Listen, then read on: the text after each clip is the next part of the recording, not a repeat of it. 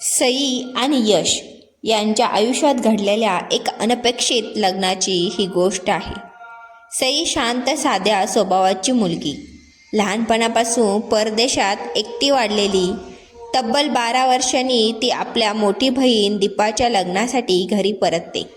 घरात सगळीकडे लगबग, आनंद आणि तयारी सुरू असते, कारण दीपाचं लग्न तिच्या बालपणीच्या मित्र आणि प्रेम असलेल्या यशसोबत ठरलेलं असतं. पण लग्नाच्या दिवशी अचानक घडलेल्या एका घटनेमुळे सगळं बदलून जातं. परिस्थिती अशी निर्माण होते की यशला दीपाऐवजी सईशी लग्न करावं लागतं. नीतीने जोडलेलं हे नातं पुढे कोणत्या वळणार जाणार? सई आपल्या होणाऱ्या मेहुण्याला पती म्हणून स्वीकारू शकेल का? या नात्यात खरंच प्रेम फुलेल का? हे जाणून घेण्यासाठी कथा पुढे सरकत राहते. लग्नाचं घर जणू एखाद्या नववधूसारखं सजलेलं होतं. सगळीकडे रोषणाई, फुलांची सजावट आणि पाहुण्यांची गर्दी.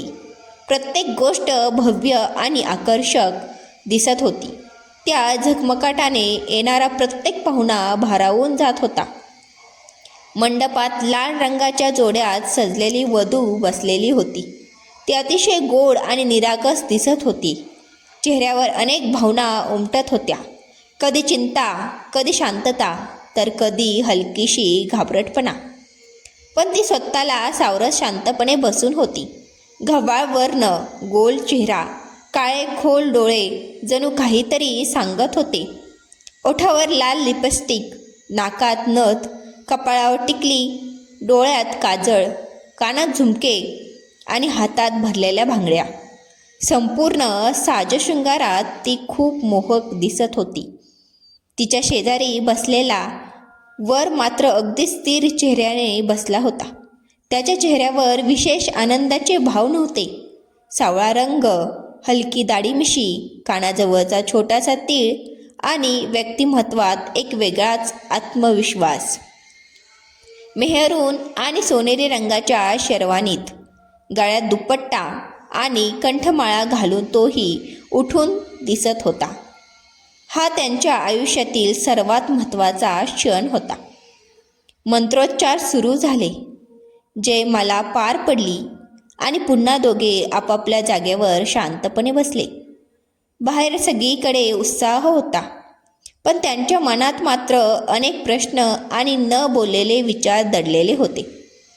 पुढे या नात्याचं रूप काय घेणार हे काळच ठरवणार होता. घरातील सगळ्यांच्या चेहऱ्यावर एक प्रकारचा ताण स्पष्ट दिसत होता. वातावरणात आनंदापेक्षा अस्वस्थता जास्त होती. तरीही सई आणि यश दोघेही स्वतःला सावरत शांतपणे मंडपात बसले होते. पंडितजी एकामागोमाग एक विधी पूर्ण करत होते आणि लग्नाची प्रक्रिया पुढे सरकत होती. कन्यादानाची वेळ आली तेव्हा सईच्या वडिलांना बोलावण्यात आलं, पण त्यांनी संतापाने नकार दिला. काही क्षण वातावरण अधिकच तणावपूर्ण झालं.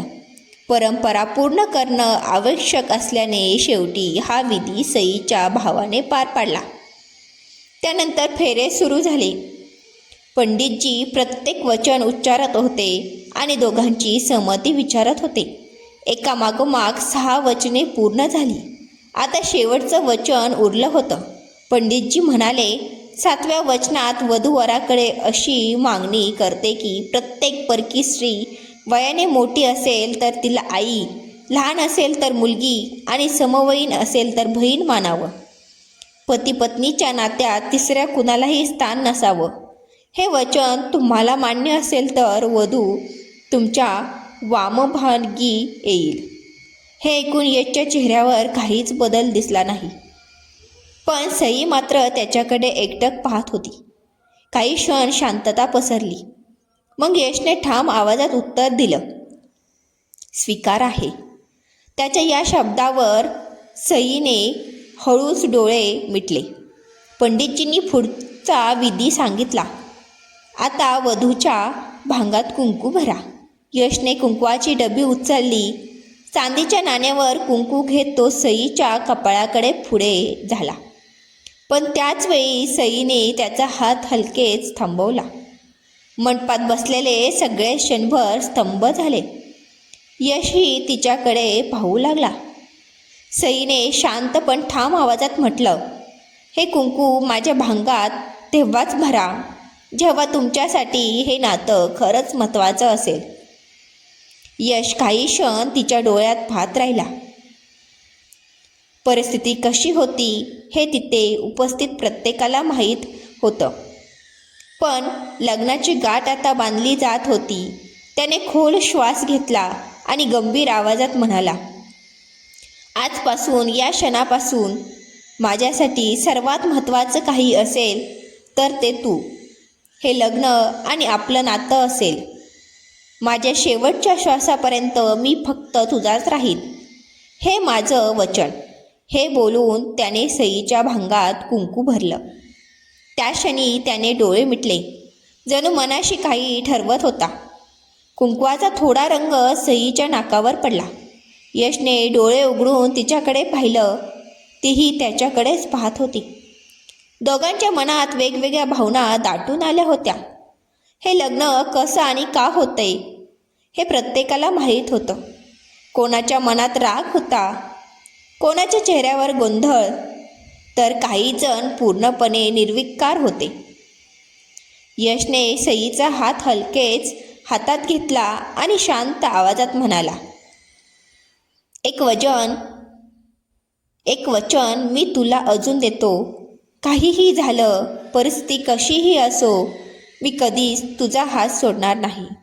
हे नातं जपण्याचा प्रयत्न नेहमी माझ्याकडून असेल. त्या शब्दानंतर सई काही बोलली नाही.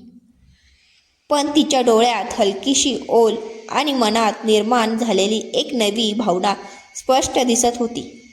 त्यांच्या आयुष्याचा एक अनपेक्षित अध्याय त्या क्षणी सुरू झाला होता. आजपासून तू सई यश देशमुख आहेस. यश शांत पण ठाम आवाजात म्हणाला, माझ्या प्रत्येक गोष्टीवर तुझा तितकाच हक्क असेल जितका माझा आहे. जे काही घडलं ते आपल्या नात्यात कधीच अडथळा ठरणार नाही. हे नातं जसं अचानक जोडलं गेलं असेल, पण ते निभावणं आता आपल्याच हातात आहे. मी प्रयत्न करेन. तू माझी साथ देशील ना? सईने काही न बोलता हलकेच मान डोलावली. त्या एका मान हलवण्यात तिची सहमतीही होती आणि अनिश्चिततेची छायाही. यशनेही मान हलवली. दोघे उभे राहिले आणि मोठ्यांच्या पायाशी जाऊन आशीर्वाद घेऊ लागले. यशने आईच्या पायावर माथा टेकला. त्यांनी प्रेमाने दोघांच्या डोक्यावर हात ठेवत आशीर्वाद दिला. वडिलांनीही त्यांना शुभेच्छा दिल्या.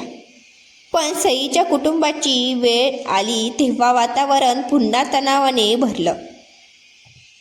सईने वडिलांच्या पायावर हात ठेवण्याचा प्रयत्न केला, पण त्यांनी पाय मागे घेतले. त्यांच्या चेहऱ्यावर राग स्पष्ट दिसत होता. ही मुलगी माझी नाही, ते कठोर आवाज जात म्हणाले. हिने स्वतःच्या बहिणीचं आयुष्य उद्ध्वस्त केलं. मेहुण्याशीच लग्न करून बसली आणि एकदाही बहिणीचा विचार केला नाही. आजपासून माझ्यासाठी एकच मुलगी आहे, दीपा. सई माझ्यासाठी मेली आहे. त्यांच्या शब्दांनी सगळे स्तंभ झाले. सईच्या मनाला मोठा धक्का बसला. तो तिचा स्वतःचा बाप होता आणि तो इतकं कठोर कसं बोलू शकतो? तिच्या डोळ्यात पाणी दाटलं. अश्रू गळण्याआधीच यश पुढे आला. त्याने सईच्या वडिलांकडे पाहत ठामपणे म्हटलं, तुमची मुलगी कोणाचं आयुष्य उद्ध्वस्त करायला आली नव्हती. परिस्थितीने सगळं बदललं. तिच्यासोबत माझं आयुष्यही तितकंच बदललं आहे. पण तुम्ही आज जे करत आहात त्याचा पश्चाताप तुम्हालाच होईल. ज्या मुलीला तुम्ही नाकारत आहात तिची किंमत एक दिवस नक्की कळेल. मंडपात पुन्हा शांतता पसरली. यशने सईचा हात घट्ट धरला आणि तिला घेऊन बाहेर चालू लागला. सई अजूनही धक्क्यात होती. डोळ्यातून अश्रू वाहत होते. ते दोघे बाहेर पडणार इतक्यात मागून एका मुलाचा आवाज आला. माझ्या जीवाला जपून ठेवाल ना? यश थांबला. दोघांनी मागे वळून पाहिलं. तिथे साधारण 22-23 वर्षाचा एक मुलगा उभा होता. त्याचा चेहरा सईसारखाच दिसत होता. तो त्याच्या जवळ आला आणि यशकडे पाहत म्हणाला, माझ्या ताईची काळजी घ्याल ना तुम्ही? यशने दीर्घ श्वास घेतला आणि सईकडे पाहिलं. सईच्या ओठातून हळू आवाज बाहेर पडला, जीवा. तो मुलगा तिच्याकडे वळला. त्याच्या डोळ्यातही पाणी होतं. तो तिच्याजवळ आला आणि तिला हलकेच मिठी मारत म्हणाला, ताई, तू काहीही चुकीचं केलं नाहीस. जे घडलं ते नशिबात होतं. सगळे काही समजून घेतील. फक्त तू स्वतःला मजबूत ठेव. मी नेहमी तुझ्यासोबत आहे. सईच्या डोळ्यातून अश्रू वाहत होते, पण त्या क्षणी तिला एक आधार मिळाला होता. यश शांतपणे त्यांच्याकडे पाहत होता. आता त्याला जाणवत होतं, हे नातं फक्त दोघांचं नाही, तर अनेक भावना आणि संघर्षांनी विणलेलं आहे आणि ते जपणं आता त्याचीही जबाबदारी आहे. जीवा तिच्याकडे पाहतच राहिला आणि अचानक तिच्या गळ्यात पडत भाऊक आवाजात म्हणाला, तू जाणतेस ना, पण आपण जुळे आहोत ना? मला सोडून कशी जाशील? आपण एकत्र जन्मलो, मग वेगळं कसं राहू शकतो? हे बोलताना त्याचा आवाज दाटून आला होता.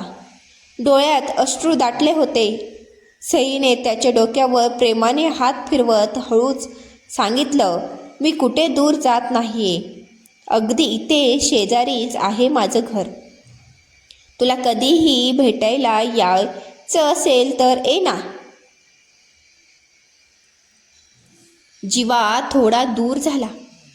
तिचे हात हातात घेत म्हणाला, तूच येणार नाहीस माझ्याकडे? सई हलकेच हसली आणि वडिलांकडे पाहिलं. ते अजूनही तिकडेच उभे होते, जणू काही सगळं टाळत होते. सईच्या चेहऱ्यावर हलकी वेदना उमटली. ती म्हणाली, तू ये ना. आणि हो, मी तुझ्यापेक्षा 15 मिनिटांनी मोठी आहे, त्यामुळे माझं ऐकावंच लागेल तुला. हे ऐकून जीवाने थोडं रुसल्यासारखं तोंड केलं. आजही त्या 15 मिनिटाच्या मोठेपणाचा धाक दाखवतेस. सई आणि जीवा हे जुळे बहीण भाऊ होते. सईने त्याच्या कपाळावर प्रेमाने चुंबन घेतलं आणि म्हणाली, चालते, स्वतःची काळजी घे. जीवाने शांतपणे मान हलवली. सईने घरभर एक नजर टाकली. कोपऱ्यात तिची आई उभी होती. डोळ्यात अश्रू होते, पण ती पुढे येत नव्हती. ते दृश्य पाहून सईचं मन आणखीच भरून आलं. तिने यशकडे पाहत हळू आवाजात म्हटलं, कृपया इथून लवकर निघूया. यशने तिचा हलकेच हात धरला. जीवाच्या खांद्यावर हात ठेवत तो शांतपणे म्हणाला, काळजी घे. काहीही गरज पडली तर मला लगेच फोन कर. जीवाने मान हलवली. त्यानंतर यश आपल्या कुटुंबासह सईला घेऊन तिथून निघाला. थोड्याच वेळात यश आणि सई देशमुख मेशनच्या दरवाजासमोर उभे होते. दारात एक तरुण मुलगी उभी होती. तिचं वयही सईसारखंच वाटत होतं. चेहऱ्यावर निरागसता आणि गोड हसू होतं. ती यशची धाकटी बहीण काव्या होती. भावाकडे पाहत ती हसत म्हणाली, भाई, घरात यायचं असेल तर आधी केशाला कात्री लावावी लागेल. यशने भुवया उंचावत हसतच विचारलं, हे जरा जास्त नाही का? स्वतःच्या घरात येण्यासाठी मागतेस माझ्याकडून? काव्याने मिश्किलपणे तोंड वाकडं केलं. तेवढ्यात मागून यशच्या आईचा आवाज आला, का त्रास देतेस त्यांना? बाजूला हो जरा. मला अजून त्यांची आरती करायची आहे आणि गृहप्रवेशही. काव्या नाराजीने बाजूला सरकली आणि घरात नव्या आयुष्याची सुरुवात करण्यासाठी सगळे तयार झाले.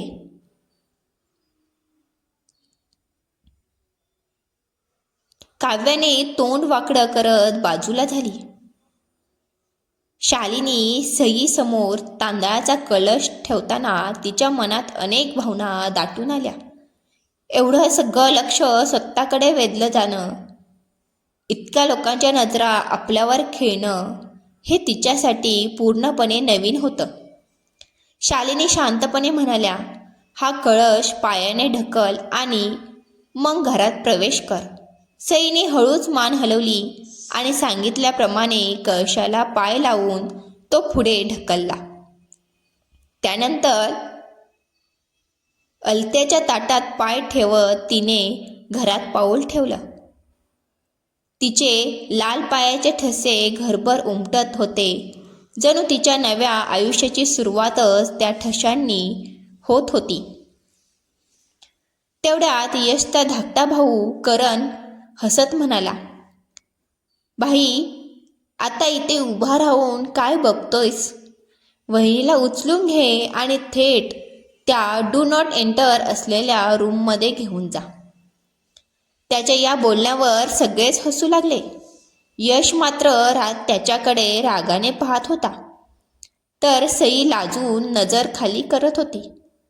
शालिनीने लगेच करणच्या डोक्यावर हलकी चापट मारली आणि म्हणाल्या, काय वाटेल ते बोलतोस?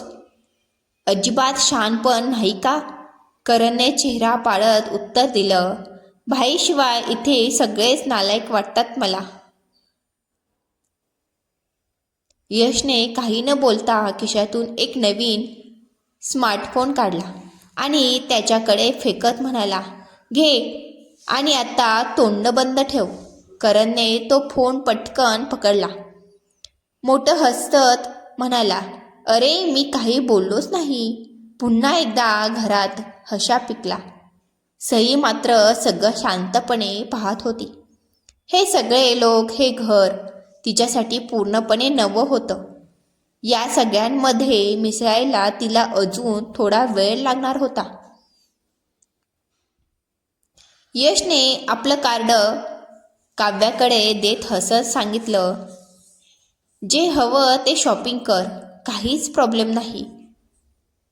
काव्या आनंदाने उजळून निघाली. शालिनीने त्यांना खोलीत जाऊन विश्रांती घ्यायला सांगितलं.